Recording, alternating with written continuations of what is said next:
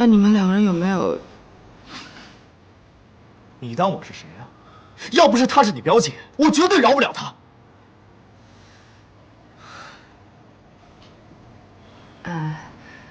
对不起，都是我不好。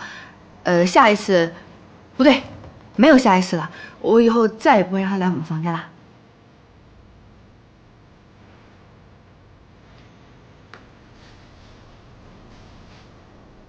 你就是这么认错的？对不起，全都是我的错，都怪我，全是我不好，我下次再也不敢了。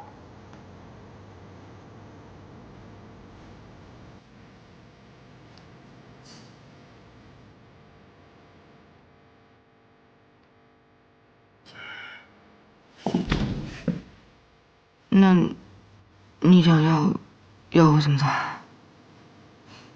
你说呢？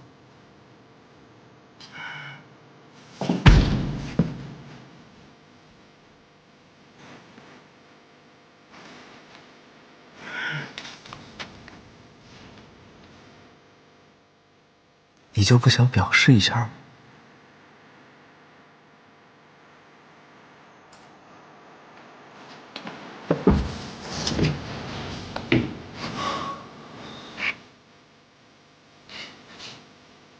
算你脑子快。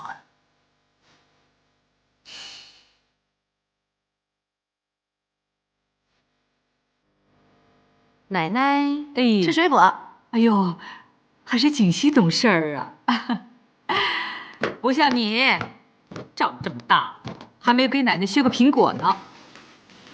奶奶，我们俩是夫妻，他做了就等于我做了。调皮。坐。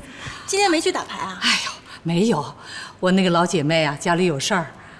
怎么样，在这住的还习惯吧？习惯，在这儿有奶奶这么照顾，我怎么可能不习惯嘛？啊，对了，表妹，你不是喜欢看歌剧吗？我今天买了图兰朵的票，我们一起去啊。好啊。妹夫，我一共买了3张，你也一起去吧。不去了，我没兴趣，你们去吧。没兴趣啊？我排了好长时间的队才买到票，不去太可惜了。西城，不如一起去吧。那个，你还没有陪我去看过歌剧呢。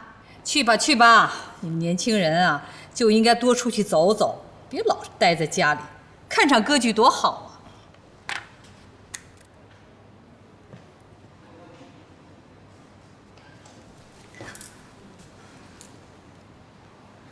一起去吧。你看，表姐来了我们家这么多天，我还没陪她出去过呢，对不对？她今天这么热情的邀请我们，给个面子好不好？求求你了。